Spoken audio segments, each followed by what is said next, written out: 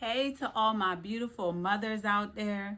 Thank you all for tuning in to another episode of Mom 365, where we answer the question, what does motherhood look like for you 365 days a year?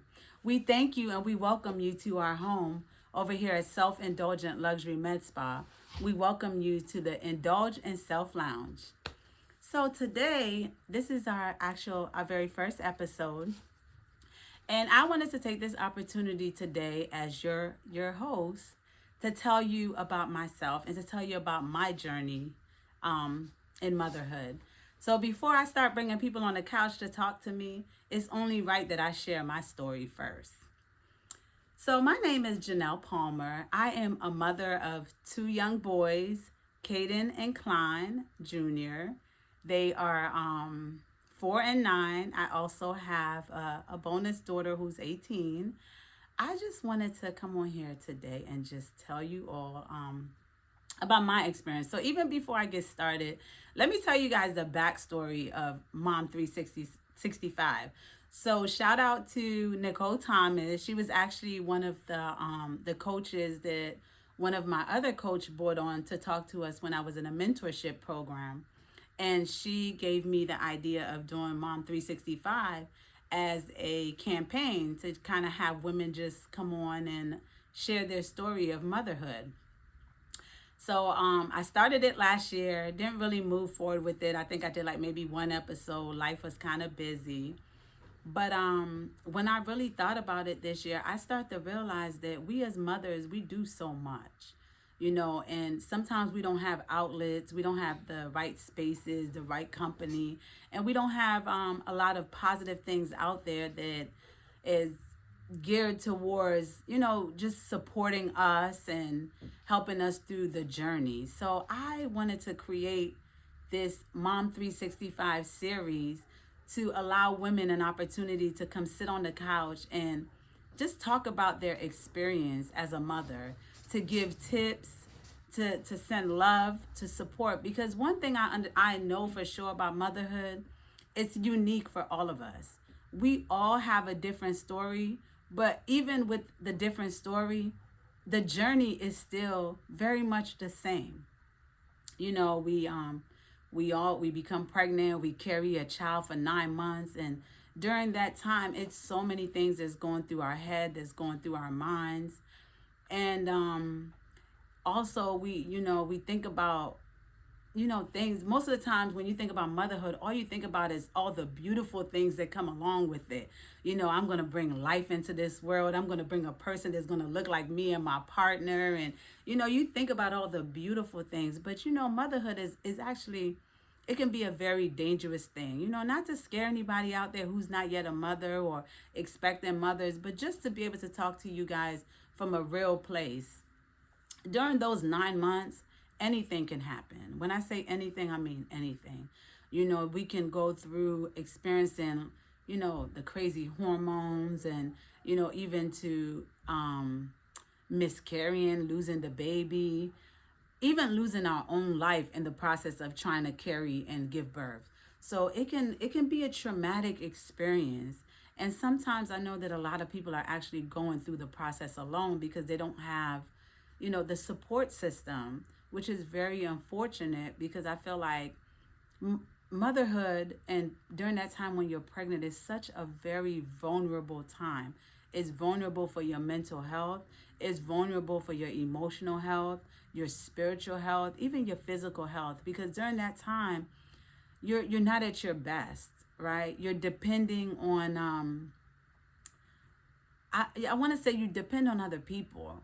And I'm not saying in the sense that you're dependent on them to help you live, but because during that time you're so vulnerable, and you have another life that's taking from you.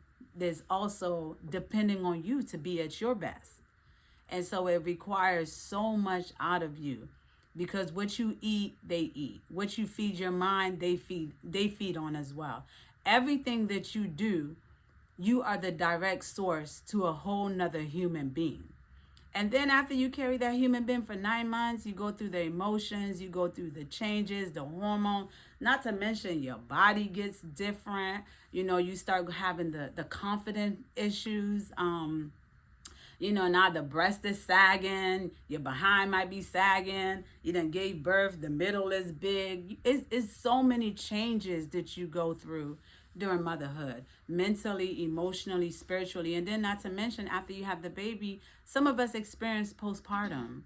And postpartum is very real, and it can turn into severe depression if not handled well. And I think we need to be able to open up a platform where we're having these kind of real conversations, where different mothers are coming on to tell you about their experiences, what it's looking like for them. Because as different as our stories are, like I said, it's unique to us, but it's all still the same. We still have some similarities that we all share. So that's why it was important for me to create this platform and a space where moms can come together and indulge, have conversations, talk about their experiences, give tips, give encouragement, let you know that you're not alone. Let you know that there are people out here that, we're going through it too. We've been through it. They celebrate us, one day in May, but the reality is we do this thing 365 days a year. And we don't get pats on the back. Sometimes the kids don't appreciate us. Sometimes our partners don't appreciate us. So it could be a very lonely journey sometimes. Sometimes our children are ungrateful. As much as we love them, they can be ungrateful sometimes. They don't see the sacrifice. But even in all of that, the love for them never stops. It runs even deeper than anything else. When your children are out, when they get to certain ages and now they're out there alone and in the world, even when you may not have a good relationship with them, you pray for them every day. You think about them. It's like your heart yearns for them. It's just a mother's love. So as I talk about all of this, I want women to just be able to sit on this couch and be transparent about whatever the topic of conversation may be, all of that. So I just wanted to create this environment where moms can just come and just be moms, vent, express love, concern, care, just for us to be able to touch and agree. It's important for you to have that space, that support system, so that that even when your village might not be there, you have a village of women that you can turn the channel and you can get advice from, from their experiences, from experiences with their own mothers, with their own aunties, with their cousins, with their sisters, because we're all in this together, believe it or not. So to take it back to my own journey, I actually became a mother at 28. That's the very first time that I became pregnant. I was on birth control for a very long time. And the reason why I was on birth control was because I actually didn't want to have children until I was married and I was finished school. And I kind of had a vision for my life, because I was young, but even as a young girl, I think when we play with dolls and we go through all of that, we all have that fantasy in our minds of being a wife, being a mother, all of that. I mean, the TV shows it to us. We see it all around us. So I kind of had that vision for myself. But one thing I didn't know is I wanted to finish school because I wanted to be able to be financially able to take care of anybody that I bring in this world. And then on top of it, I come from an African family. So traditionally what we believe is even though our parents, they don't get married before they have babies, but that's the expectation. But we understand now, after we do it the wrong way, after we don't follow the experiences that were given to us, the reason why they say, hey, get married first. Hey, make sure your partner want to have a child. Make sure that they're in this with you, because this journey is rough. It's rough for you to do it alone. It's rough for you to do it with someone that don't understand. It's rough because it's a different level of responsibility. It's a different level of commitment. So it's important to have somebody in the game that wants to be in it with you. that wants to learn with you, that wants to grow with you, that wants to go through the changes with you, right? So when my parents were telling me, hey, look, you want to get married first, you want to, finish your education, you don't want to be in a rush to move out the house, don't let a man be your priority. Focus on having your ducks in a row. And the reason why they tell you that is because they've been there, they've done that, and they're trying to help you to prevent the challenges that come with the journey of motherhood. But nothing is ever perfect, right? Nothing ever really goes smoothly. It never goes the way we plan, the way we want it. Because when we plan, God has other plans. And sometimes, because of our own free will, we step outside of his plans. And I mean, that's okay too. That doesn't make you a bad person. That doesn't mean that you're wrong. That just means that you're living life and you're having a human experience. So fast forward at 28, I become a mother. At first, I really didn't even think I could get pregnant, to be honest, because I was on Depo for a very long time. And I think about 2009, I decided, I'm ready to get off of it. I'm ready to start preparing to be a mother.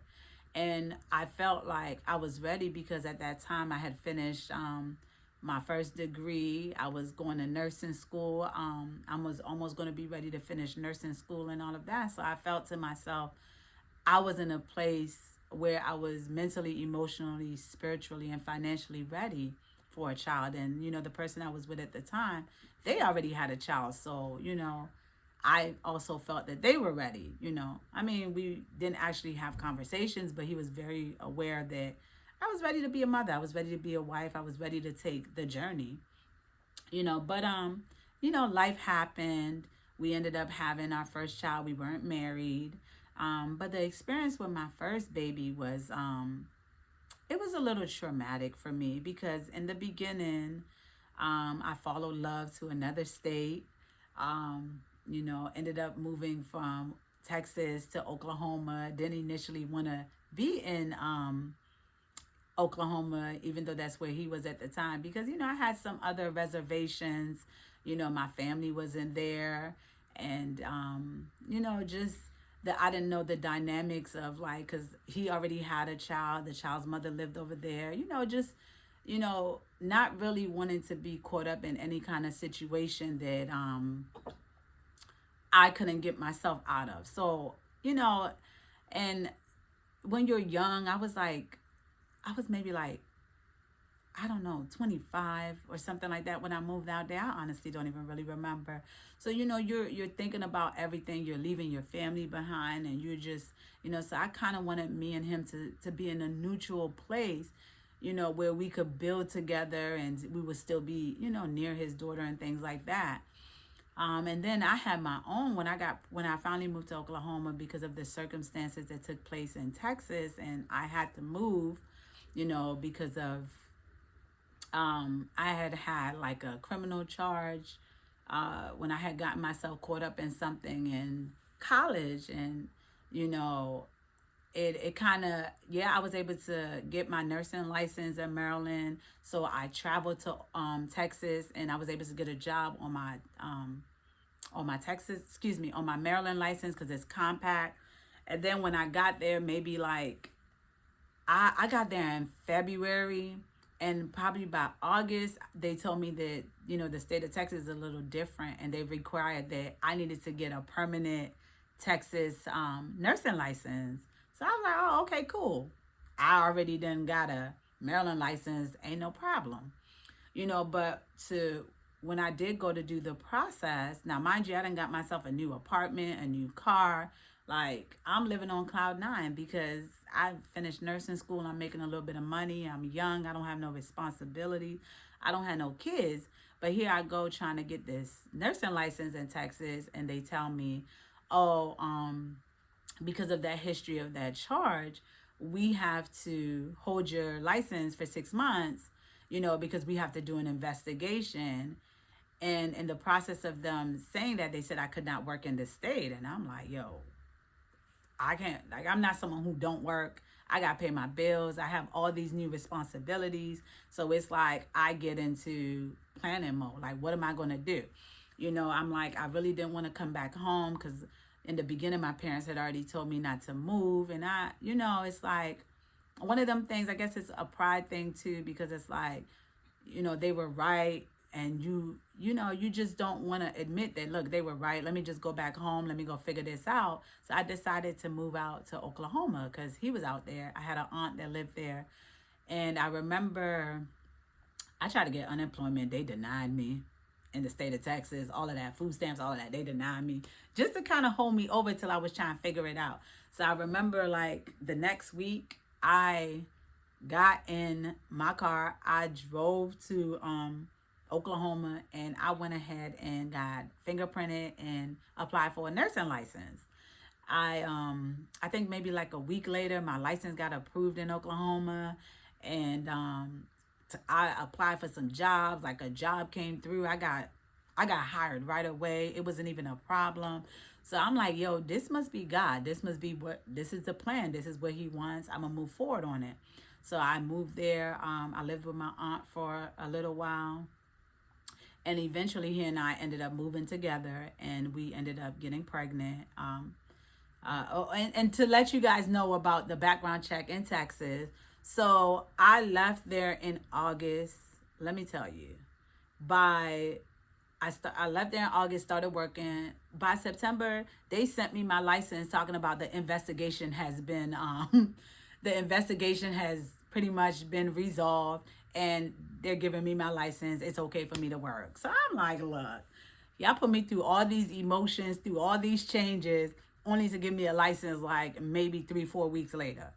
But whatever, they had to do what they had to do. They had to go through the protocol. They had to make sure, it wasn't an assault charge. It wasn't anything that, made me a dangerous person to the patients that I'm caring for. So I'm not mad. They had to do what they had to do. But I got the license. But at that time, I was already in Oklahoma. I'm like, so why am I going to go back to Texas? I'm already working. I got my place. I'm moving forward. So we ended up moving together. Long story short, I ended up getting pregnant. And I wasn't really happy in Oklahoma. My family wasn't there. This is my first time having a baby. And, coming from an African family, we tend to be really close when it comes to those kind of things, So I've always just imagined having my baby, and my mother is around, my father is around, and all of that. So, my heart was yearning to be back home with my family. So I wasn't happy in Oklahoma, and I decided, initially I had told my partner at the time that I wanted to, go back home, and, I kept pushing it. I kept stressing it because, that time your hormones are all over the place. But he wasn't ready yet. He didn't want to leave his daughter, which I understood. And we kind of had decided on like a year we'll stay there, and then we'll eventually go back or whatever. But one thing that did happen that was, a blessing, I actually came and had my baby shower in Maryland. I didn't want a baby shower at first. With all honesty, I didn't want a baby shower. This was my first child, and I'm like, I'm not married. Yeah, I got my degree, but it was still that this just feeling some type of way, because the expectation of your life that you have for yourself. So when you're not walking in that path, there are things that you're battling with yourself.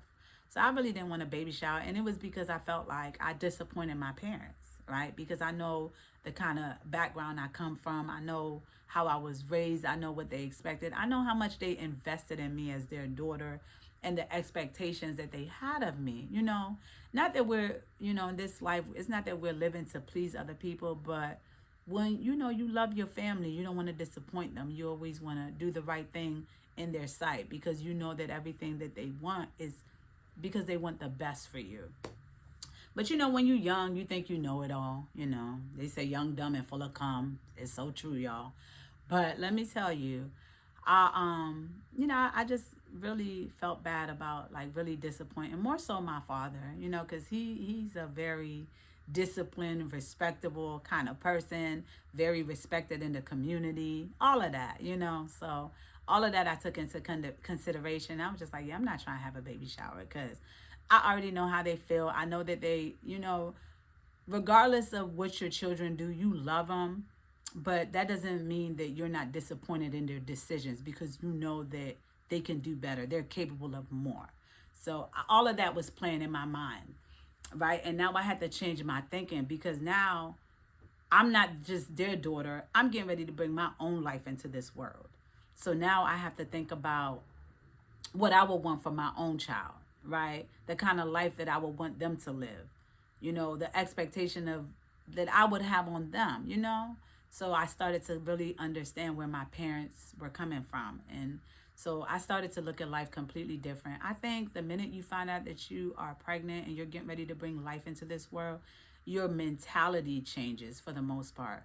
Because now you're no longer thinking about one, you're thinking about two people. Everything you do, you're thinking about how does it affect that other person. It's no longer really about you anymore. You start making decisions based on that baby. You start making decisions on what's best for the child. And you kind of start neglecting who you are. And you take on this title as mother. And when you take on that title, a lot of us take it so seriously. It's like a mission. It's a calling. And we're dedicated to it. It's just this love and this connection that comes from it. God is really, when I say God is like, some people want to say that pregnancy is evolution, it's science, but I still think it's a miracle. It can't really, they say it can be explained, but I still feel like to be able to carry something, a whole nother life form in your body for 9 months, your body's going through all these changes, and then to see this little vagina hole expand, like, you know what I'm saying? And this baby, this whole life comes out. Look, I'm sorry, because I'm not trying to traumatize anybody, but I'm keeping it 100, right? And I know that some women believe that when they give birth, they don't want the man in the room, because they don't want him to see that little hole go into this huge hole, because it's going to make them not be more desirable for them or whatever. But let me tell you something. For me, I'm like, I'm carrying your baby around for 9 months. You're going to be in this room. You're going to see all the pain, all of it. All of it all of this that I have to endure to bring life into this world. Your child, my child. So I felt like that is a personal, but that's an experience that needed to be experienced by both of us, because I feel like in my mind, I thought that it would give a different level of like responsibility and ownership, just to be able to say like, whoa, like, yo, this woman laid her life for me. She could have died on this table. Because that's the real. We're not going to sit here and sugarcoat it. Every time a woman gets pregnant, give birth, there's a possibility that either her or that baby is not going to make it. And let's keep it 100 like that. So I feel like if men really understood that conversation, and even we ourselves, if we understood that, we'll be more careful with who we lay down with. We'll be more careful about who we have babies with, because it's I think having a baby and having to take care of them for 18 years is a bigger commitment than getting married. I'm not to discredit marriage, because marriage is very important, and generally, we want to be able to have our children and share that relationship in a marriage. But when you have a child, it's like you commit everything to that. So for us to be living in a world where it's like it's so easy to get pregnant, it's so easy to bring these babies, but not committing to them, it's kind of wild to me. But it's all growing, it's all learning. So these are the kind of conversations we're trying to have, because we're trying to change the way we think, the way we look at things. But anyway, so with my first baby, I'm in Oklahoma. I got to have my baby shower down here, and I'm so grateful that my child's father and his cousin and my family members, they talked me into having that baby shower, because guess what? It was the best thing that I ever had. Now that I think about it in hindsight, that was like the wedding that I didn't have. And it felt that way for me because my dad was there. That man was mad that I got pregnant. He said what he needed to say. He was upset. But let me tell you, that day he showed up and he showed out. He made sure that everything about that thing was amazing for me, along with my friends who I'm very grateful and thankful for. Everybody who pitched in, it was amazing. And I'm so glad that I took that opportunity, because I didn't know that he wouldn't be here no more. I thought I was going to get married, the man was going to walk me down the altar. God always has other plans. So sometimes live in the moment, don't allow other circumstances to take away from the beauty of the moment. You could deal with all that other stuff later. But anyway, so I did, we drove like 22 hours from Oklahoma to come back to Maryland so that I can have my baby shower and give birth in Maryland with my family. So I had always planned my first pregnancy to be, I wanted to have a midwife because I wanted to be a midwife myself. So I wanted to have a water birth. I wanted everything to be like, just in my house, natural kind of situation. And when I was in Oklahoma, I was actually seeing midwives. But when I decided I was going to give birth in Maryland, at the time, the job I was working for, the closest hospital was in Virginia. They took my insurance, but they didn't have any midwives, and nobody really wanted to take me on because at that time I was like maybe 6 months pregnant. So people consider that kind of like high risk because it's like, oh, we didn't follow you throughout your whole pregnancy. We don't want to take on that kind of responsibility. That's a liability. I understand it, but I did have one doctor's office that decided that they would allow me to deliver with them. So when I came down, I met them and everything else like that. But I remember us driving that 22 hours. It was so uncomfortable. But, we made it through. Everybody was a good sport. I kept stopping. I have to pee, baby sitting on my bladder. I'm uncomfortable, all of that. But we made the best of it. And it was beautiful. It was a beautiful road trip. And then we came back to Maryland. I'm around my family. I'm around my friends. I'm in good spirits. I feel good.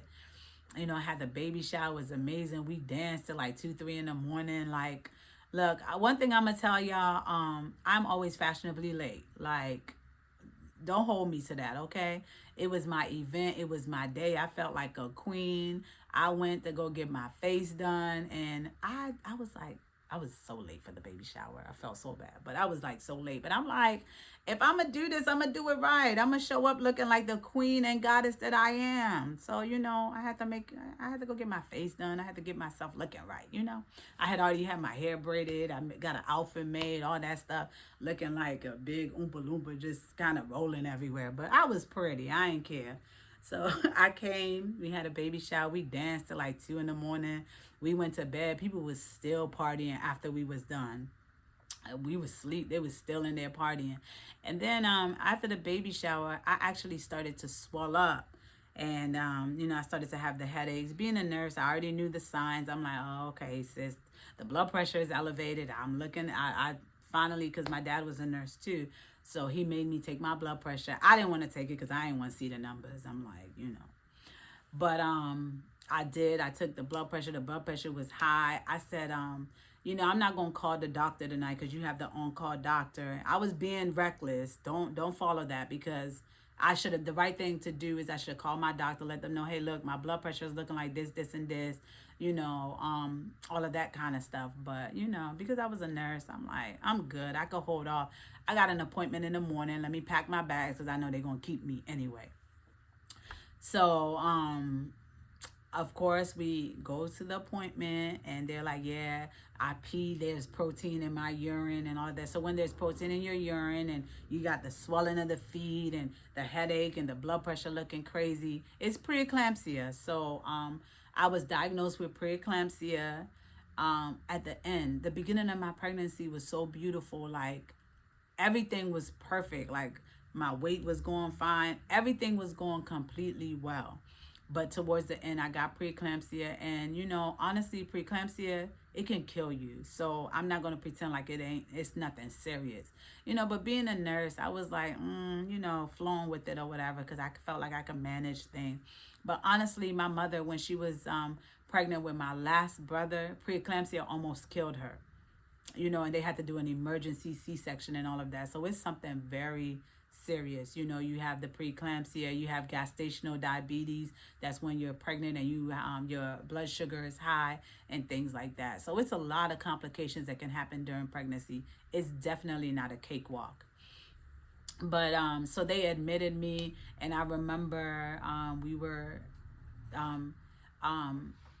my bonus daughter came with us at that time, and they were saying, well, there's no kids allowed in the room and things like that. So we were trying to figure out what to do with her. I'm emotional and all this other stuff, excuse me, because they were saying that my partner at the time, he may have to leave and things like that. So I was like feeling some type of way, because I'm like, I'm getting ready to have this baby. Am I really gonna have this baby in this room by myself? But anyway, so we figured all that out. He came in there. So the doctors start talking all that talk that they talk, and I expected the conversation. My dad had already talked to me, because he knew they were going to say to. He said, whatever you do, do not let them give you a C-section. And I felt the same way too, because I'm like, I'm looking at my blood pressure. I'm looking at the baby's heart rhythm. I can't think of the exact word right now. And I'm like, okay, things look stable. We're good, but they kept trying to push the C-section on me. They're like trying to say, oh, there's an infection in your and the amniotic fluid and this, that, and the third. And I'm sitting here like, Lord, these people trying to find a reason to give me a C-section. We not doing that. But my kid's father, he's like, emotional in a space. He's like, look, if something ever happened to my baby, I'm not going to forgive you.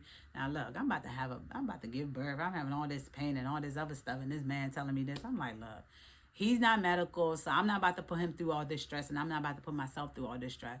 I'm going to let them go ahead and cut me, even though I did not want to let them, because I felt like my baby was stable, the machine was stable, things, my blood pressure was high, but it was manageable. And at the time, I didn't want no, my plan was to do an all natural thing. But of course, at that time, I thought my midwives were going to be there. And that's not what happened. So anyhow, we ended up having a C-section. And after I had the baby, my blood pressure actually did get really, really, really high. They ended up taking the baby to the NICU, because they said that my Klein Jr., my firstborn, they ended up taking him to the NICU because they said infection in the amniotic fluid. So they went to give him antibiotics. You got to justify why you gave me a cesarean, and I'm cool with it. But the baby was okay. I was okay. They had me on blood pressure medications. Yeah, being a nurse and not doing the right thing. I didn't take them. I opt to do diet and exercise and focus on some other thing. But after I had the baby, I was a little, I think I had a little postpartum blues. That's what you call it. It wasn't really as severe as depression, but I was a little down. Mind you, my body then went through all these changes. My blood levels, I lost all this blood, all this, everything is trying to regulate itself. So my mood was all over the place. And I was a little down at the fact that I didn't get to have a vaginal delivery, because the way I've always imagined that part of my life isn't what happened. So, and then to think I'm not married, all this other stuff, so it was a lot of things that were going through my mind, a lot of emotions, right? So I was not in a very stable place 100%. I was feeling some blues and things. I had people around me. I had family. My dad and them were helping with the baby. My kid's dad was helping with the baby. My mom, my grandmother. It was people around. It was lots of love, so it was completely a blessing though, so I'm not going to take away from it. But the experience was a little traumatizing. It wasn't what I expected. I expected, have a baby, everything is all rosy, peachy, and just holding this beautiful, human being all day long. And I think because of the fact that we did the cesarean, me and the baby didn't really get to bond as much. I struggled with breastfeeding. All that depressed me as well, because I really wanted to, breastfeed. I really wanted to connect with my baby. I think he may have breastfed for maybe 3 days, but I wasn't really producing milk. We saw the lactation specialist. We did all of that. So it was just a lot of emotions surrounded around that. And then with the second baby, I was a little older and a little more mature in my nursing career and things like that. That pregnancy actually went really well. And I had it made in my mind that I'm going to have a vaginal delivery. I was going to VBAC. So let me tell you, moms, when they say that you cannot have a vaginal delivery after you had a C-section. It is not true. You can VBAC. Well, let me take it back. If you're healthy and everything is well, you can VBAC. You don't have to keep having C-section just because they cut you one time. I mean, unless they can truly justify, but you don't. So, with my last baby, I kind of found out I was pregnant with him towards the end of my MP school. But anyhow, we, I went through the pregnancy. It was beautiful. It was nice. No swelling. I was keeping up with my blood pressure. I was making sure I wasn't taking in a lot of sodium. I wasn't doing a lot of, with my first baby, with my boy, I probably had nausea like maybe once or twice. Even with the second one, I didn't have too many complications other than what happened at the end with the last baby. Now with the second baby, I remember being in labor and all of this. And then towards the end, I remember the doctor coming in like, oh, because they gave me the epidural. They kept telling me I wasn't dilating, this, that, and the third. You have one nurse say I'm this size. You have the next person say I'm that size. You got the doctor saying this. I'm like, y'all all over the place, right? So I'm getting frustrated with them because I'm like, I don't care what y'all do. Ain't nobody cutting me. That's what I knew for a fact. I am going to deliver this baby. I skipped the part where I had came to the hospital. I wasn't ready yet to give birth. They sent me back home, had contractions all night, trying to go through the process. So I remember the last doctor that came in and was getting ready to be changed a shift. She came in. They had told me I was 6 centimeters dilated. She came in and she was like, "Oh, you're only 3 centimeters dilated. The baby is in distress. Because the heart rhythm was doing it." I'm like, that baby is fine. These people need to stop playing with me. They're like, "Oh, the baby's in distress. We're gonna have to go cut you." I started crying, but luckily, I think at that time, me and my kid's dad in the room, we was kind of, having some little arguments about, whatever stuff. I don't even remember. But so he had called one of my friends, and she ended up calling my mom and my dad. Thank God she did. My parents were able to be there to see my baby being delivered, not knowing that my dad was not going to be around anymore. But he was there to see the delivery, to hold my baby, all of that. It was amazing. My mom was there as well. But before all of that, they came in the room and they're like, you're not dilated, so we're going to have to prep you to go for a C-section. I'm like, you ain't taking me nowhere. I started crying, but I started praying. I started talking to God. I said, God, we did this once before, and you promised me we weren't going to do it again. So I'm holding you to it. So it was change of shift. So of course another doctor was going to come in. So the doctor comes in like, oh, so you ready for us to go ahead and go to surgery? I'm like, ain't nobody going to surgery. Can you please check me? And she went and she checked me. She was like, oh boy, you're 10 centimeters dilated. This baby ready to come out. Let's deliver. I said, thank you, Lord, for being true to your word and your promises. So, but hell, let me tell y'all, that hurt. Be careful what you ask for, because you're going to get it and it hurt. Now, the cesarean, it hurt, but I don't know. I have a high tolerance for pain. So, to me, it wasn't as bad. I didn't take any of my pain meds or anything with the cesarean. But let me tell y'all something, honey. That vaginal birth, that baby tore me so bad. When I say little Caden tore me, he tore me. Lord, when I say that thing hurt, they stitched me up. I couldn't even sit on my butt bone. That thing was hurting. When I would get into bed, I had to get into bed a certain kind of way. It was so much pain. I was constipated. Even to go to the bathroom, like I had to boil prune juice and prunes just to like move my bowels. And when I moved my bowels, y'all, let me tell you, that thing hurt so bad. I was like, yo, why did I even have a vaginal delivery? I'm grateful because I got to experience it. So I'm not even mad, but it hurt like hell. But they say after the pain goes away, you forget it and you magically want to have babies again. And it's real, because you forget it till you get back in labor and it's like, oh, yo, what did I get myself into? The pain is about to happen again. But it's all good. It's all for a good cause. So anyhow, so with Caden, it was a lot better. I healed, I had a neighbor at the time who, helped us out, help us with babysitting, who was there, helped me clean the house, things like that. My mom and dad came to visit, but at that time, my dad he was really, really sick. I didn't really know though. But, later on, my dad ended up passing, but I'm grateful he got to meet his grandbabies. So I'm grateful for that. Um, but my experience with motherhood is that it's very challenging. You get into the struggle of you and your partner not always being on the same page about certain things, about how to discipline, about just certain things. And I think a lot of times this is why they say you want to make sure that you prepare financially, you prepare emotionally, you are prepared. You guys sit down, you have a conversation. This is what you both want.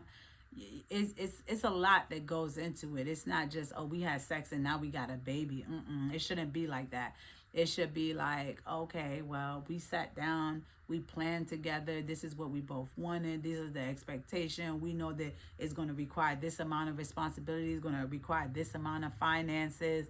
It's going to require a lot of us. It's going to require a lot of commitment from both parties, and that's important. Those are conversations that we need to start having as women with these men before we laying down with them. We got to know their intentions. We got to know their plans for us, because honey, when you have that baby and that man don't want that baby, you in this by yourself unless you got a good support system. So you got to have those kind of conversations. We can't just be, and I'm not trying to preach to nobody because we all grown, but we want to be able to set ourselves up for success, set our children up for success.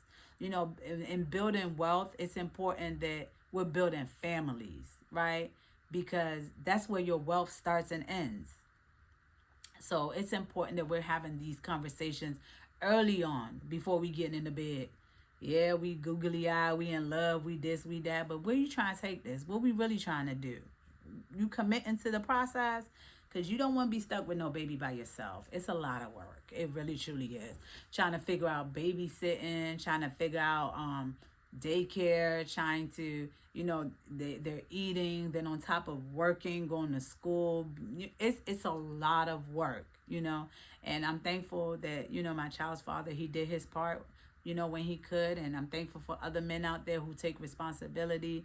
Because when I saw my parents, when they had, my dad was 100. He was in. Like, he did more than the average, I guess, like my mother. She was able to relax. She was able to rest. He, like, took it on like he gave birth. I'm like, yo, when I have my baby, that's how it's going to be. That's what I thought, But everybody is raised differently, Everybody doesn't... they're not educated, everybody doesn't know. So we have to take the time to have conversations, to educate each other, to read books, to be knowledgeable about the process. It's not as simple as we had sex, now we having a baby, or I already had a baby. It's not that simple. Each child is different. Each child brings something different to this world. They all have their own different personality. They all have their own different needs.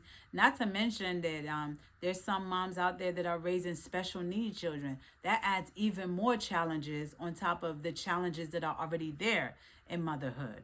So my experience with motherhood is that I wish I would have planned better. I wish I would have prepared better. But then at the same time, I would not take any of my experiences away. I'm grateful for my circle. I'm grateful for my family. I'm grateful for the people that poured into me, the people that gave me advice. That old traditional advice. My grandmother would always say, your grave is still open. When they say that your grave is still open when you just had a baby, you want to be careful. You want to take things easy, because at any moment you can fall and die. It's that simple. So we have to know these kind of things. So that's why I really wanted us to create this platform of Mom 365, where we have a space where we can have conversations about motherhood, about raising our children, about blended families, about co-parenting, about depression, about postpartum, about not having support systems, getting ourselves caught up in situations where we may not know the child's father, getting ourselves caught up in situations where maybe we got raped. It's so many circumstances that leads to women becoming mothers. So I want us to be able to openly have conversations about all of it. because I know that there are women out there right now that they've never had a baby. I know there are women out there that, are thinking about having a baby. So it's just nice to be able to have a community where, you can get tips, you can get advice, you can get, not saying that you still shouldn't be talking to your therapist, you still shouldn't be talking to your doctor, but sometimes it's nice to be able to connect with people that have been through the journey, that have walked it, that they can talk that talk, because they've been there, they done that. Their experience might be like yours. It might be a woman that sit on this couch and you guys have the same exact walk. So I just want to be able to create a space where women are able to tell their story. They're going to have different topics that resonate with their own life, so they can tell their story, their journey. So motherhood 365 days a year looks like, for me, commitment, responsibility, a whole lot of love, a whole lot of feeling unappreciated, a whole lot. But there are those times that your kids hug on you, they love on you, and you're like, this is why I do what I do. God gave us a special job as mothers, and I just thank you all for honoring it and taking on the responsibility. I know sometimes it's not easy. I know sometimes you feel alone in it. I know sometimes you wish you would have made different decisions. And even in all of that goes through your mind, thank you for still taking on the responsibility of mothering and loving your children. It's important. They need it. It's what's going to make this world a better place. And when you can do that and you have another partner, your partner alongside with you, y'all doing it together, and yeah, it's even more beautiful, because the goal is we want to keep our families together. We want to raise our children in stable households, not taking anything away from single moms, or even myself, not taking anything away from none of that, because we don't choose to be in those situations. Life happens and creates those situations. But the goal for us as women is to just be able to just be in loving relationships where we're giving birth to children that are going to be loved, they're going to be protected, they're going to be cared for, they're going to be financially provided for. That's important, because we owe that to our children. We owe that to ourselves, to be loved correctly, and for our children to be loved correctly. Because when you're not okay as a mother, your babies are not okay. They know when you're sad, they know when you're mad, they know when you're hurting. Even when you try to hide it, them babies know. You know what I mean? So, do your best with God to put them in a situation that's healthy for all of you. So I just want us to be able to have these conversations, be real, and just talk about motherhood 365 days a year, what it looks like for you. For me, a lot of responsibility. I'm sure for you it is too. But it's a responsibility that I would take on in this life, the next life, the life after that. I would not trade it for the world, because I love my little people. They're a blessing. They truly, truly are. A lot of them change our lives in ways that are unimaginable. Some of us, it helps us to get ourselves together. It helps us to be more responsible. It helps us, because some of us are going down the wrong path, but our children bring us back to reality. So it's necessary. God knows what he does and why he does it. So we're not going to take away from any of our experience. We just want to add value on this couch. Tips, encouragement, love, support, respecting each other's journey. So I thank you all for tuning in today. If I thank you guys for watching, for continuing to watch. And I'm hoping that one day you'll be able to sit on my couch as well, and you'll be able to tell your own story. You'll be able to tell your journey of motherhood, what it was like for you. Because every experience is unique. Even though it's all the same, it's similar one way or another, it's still unique to us, because our fingerprints are all different. So the journey is going to be different. So I want you to come talk to me. Come tell other mothers what it's like. Give them support, give them love. We want to hear the happy, the sad, the mad. We want to hear all of it, because that's what makes up motherhood. It's not one size fits all. So we want to be able to have those conversations. So y'all don't come sit on my couch trying to pretend. Y'all come here and tell the real about what it is. We not going to judge you. This is a safe space for us to have these kind of conversations. So know when you come and sit on this couch, it's nothing but love. right? We spread in love. We give in love. We want to build families. We want to grow families. We want to build legacy.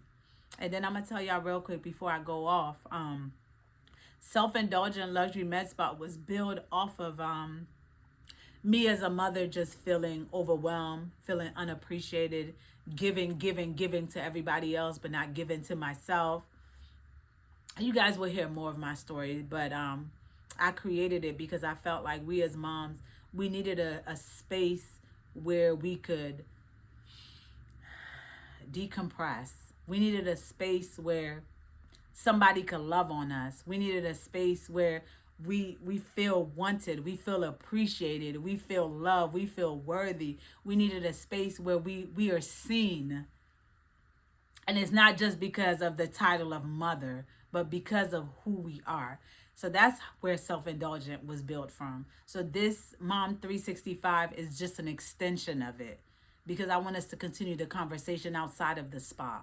In the spa, outside of the spa, I want this to be a conversation that's going on all around the world, because I need mothers to know that you are not alone in this journey. There are people out here that love you, that care for you, that want to see you win in the process. So don't ever feel guilty for taking time for yourself. Don't ever feel guilty. You deserve it. You're worthy. Because if you're not taking time for yourself, you're really no good to your children. You're really no good to your family. You're lying to yourself. So you got to take time for you. So we got to have those conversations for self-care. I thank God my sister esthetician, she get this face together. You know, I go on walks. I have friends that I talk to. I'm getting my therapist on board because I need all of those things. I have journals that I write in. I talk to God. I try to meditate.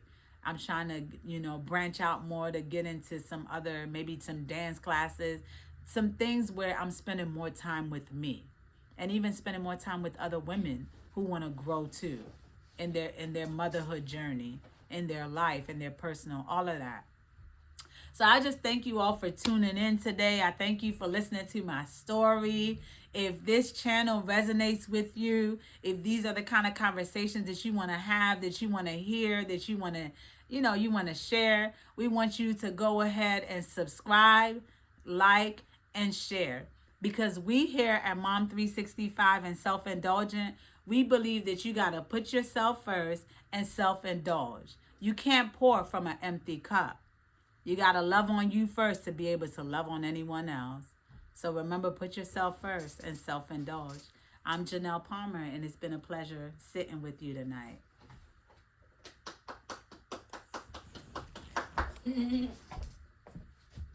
Oh, that was 52 minutes and a bitch late for work. Shut! Let's go.